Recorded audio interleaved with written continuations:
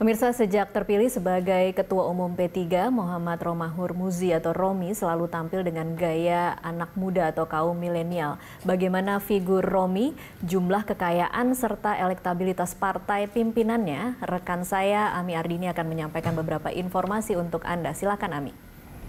Ya, baik, terima kasih Tasya. Dan pemirsa, Muhammad Romahur Muzi atau yang biasanya disapa Romi ini merupakan Ketua Umum P3 yang lahir di Sleman 10 September 1974 dan tercatat memiliki aset hingga belasan miliar rupiah.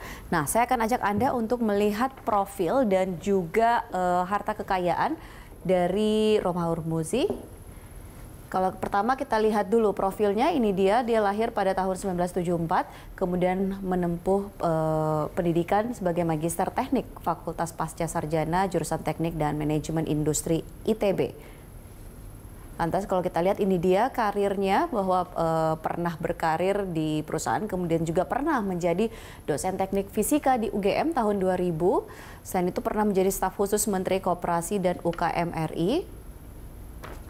Ya, lantas kita lihat ini dia karir politiknya, pernah menjadi sekretaris fraksi P3, kemudian menjadi ketua Komisi 4, lantas anggota Banggar DPR dan menjadi sekjen P3, DPP P3.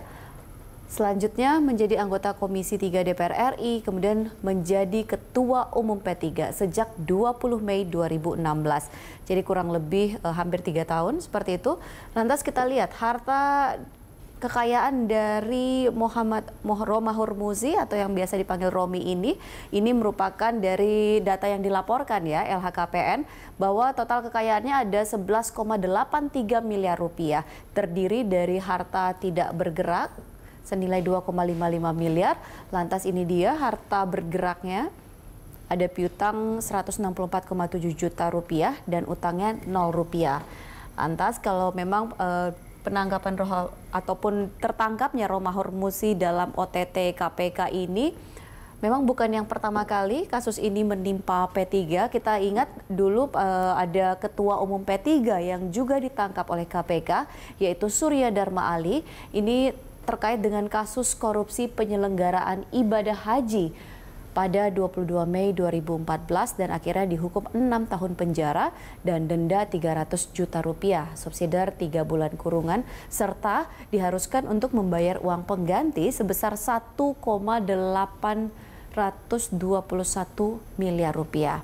Lantas saya akan ajak Anda untuk juga melihat sebenarnya seperti apa elektabilitas P3 berdasarkan dari hasil survei yang dilakukan sejumlah lembaga survei beberapa waktu ini kalau kita lihat dari Polmark, elektabilitas P3 sendiri ada di 4,5%, kemudian menurut lembaga survei LSI Denijea 4,1%, versi Vox Populi juga 4,1%, sementara hasil survei indikator ini ada di 3,7%. Jadi kalau dari 4 lembaga survei ini bisa dikatakan relatif hampir sama, berkisar di antara 4,5 sampai dengan 3,7%. Ya, itu dia sejumlah data yang bisa saya sampaikan untuk Anda pemirsa. Kini kita kembali ke rekan saya Tasya di studio, silahkan. Baik, terima kasih Ami untuk pemaparannya. Saya akan langsung menyapa Mas Derajat Wibowo, anggota Dewan Kehormatan BPN Prabowo Sandi yang bergabung melalui sambungan telepon. Halo, selamat sore Mas Derajat. Selamat sore Tasya, Bang Joni, Mas Abbas. Sore Mas. Sore Mas Derajat. Iya, Mas Derajat, saya minta tanggapan BPN atas kasus operasi tangkap tangan KPK terhadap Ketum P3 Romahur Muzi. Ya, sebelumnya mungkin saya mohon izin untuk menyampaikan bela sungkawa atas kejadian di New Zealand. Itu teror yang harus kita kutuk. Iya. Ekstremisme di mana-mana itu nggak bisa kita tolerir ya. Iya. Kemudian mengenai kasusnya Romi, terus terang saya sebagai salah satu kawan dia, ya kami sama-sama dulu di Senayan, ya, lumayan saling kenal begitu. Agak terkejut juga ya, walaupun memang kalau kita di Senayan kan kita relatif saling mengetahui lah masing-masing itu ya. Dia agak terkejut juga dan saya berharap ini menjadi pelajaran lah bagi semua politisi. Apakah dia 01 atau 02, it doesn't matter gitu, bahwa ya kita memang harus kerja keras dan konsisten untuk menjaga parpol ini jangan sampai dianggap sebagai biang korupsi gitu, karena itu memalukan semua politisi ya. Kejadian itu memalukan semua politisi, apalagi Romi ini kan OTT, KPK itu tidak akan pernah gegabah urusan OTT. Kalau kita lihat ketum yang lain ya, siapa namanya, Mas Anas, kemudian Bang Surya, kemudian Mas Nov ya, itu nggak kena OTT itu mereka. Mereka itu kan pengembangan kasus, kemudian mereka diproses ya. Jadi kemudian juga Pak siapa namanya, Pak Lutfi ya, PKS ya. Nah, jadi kalau OTT itu KPK nggak pernah gegabah di dalam OTT. Pasti sudah ada intercept lama sebelumnya, dan ketika kejadian terjadi ya mereka lakukan OTT. Jadi ini sangat memprihatinkan lah bagi semua parpol gitu lah. Oke, tapi setuju tidak Mas Derajat kalau tadi dikatakan oleh Pak Abbas bahwa saat ini parpol-parpol sedang menghadapi tekanan yang begitu hebat menjelang pemilu, dan memang ada tuntutan finansial yang kemudian mungkin bisa dibaca kalau tidak hati-hati kemudian bisa terjebak dalam kasus seperti ini? Tidak setuju kalau dikatakan hanya saat ini. Setiap saat parpol itu menghadapi tekanan yang luar biasa.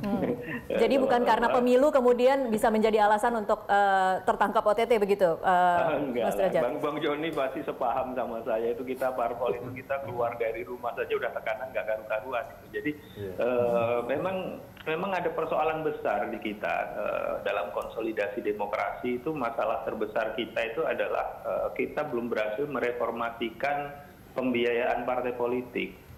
Ya, kalau di negara-negara maju itu partai politik itu ada pembiayaan dari negara untuk konsolidasi demokrasi dan cukup besar. Kita ada, tapi kecil sekali, sangat nggak berarti lah, sehingga itu menjadi alasan pembenaran bagi sebagian orang untuk melakukan hal-hal yang melanggar hukum. Padahal sebenarnya partai tidak menginginkan seperti itu gitu. Jadi seperti yang kasus ya, saya nggak etis kalau saya menuding ke partai lain. Kasus yang menimpa partai kami sendiri misalkan di Jambi itu kan langsung mengatakan kami untuk membiayai partai. Enggak, kita nggak pernah minta seperti itu, tapi ya itulah kader kita yang di Jambi itu mengklaim itu adalah untuk membiayai partai, padahal enggak juga. Jadi kalau memang kita ingin membersihkan politik kita, itu salah satunya harus ada reformasi dan good governance serta transparansi di dalam pembiayaan parpol. Itu sudah mutlak. Dan nggak bisa tidak. Nah, kalau tadi ada pembahasan mengenai kapitalisasi politik oleh DPR, nggak usah lah, kita nggak akan, saya pribadi tidak akan mengkapitalisasi itu, karena itu persoalan kita bersama kok, itu bukan persoalan 01 atau 02. Baik, Mas Derajat ditahan dulu, nanti akan kita lanjutkan di segmen selanjutnya. Pemirsa tetaplah bersama kami.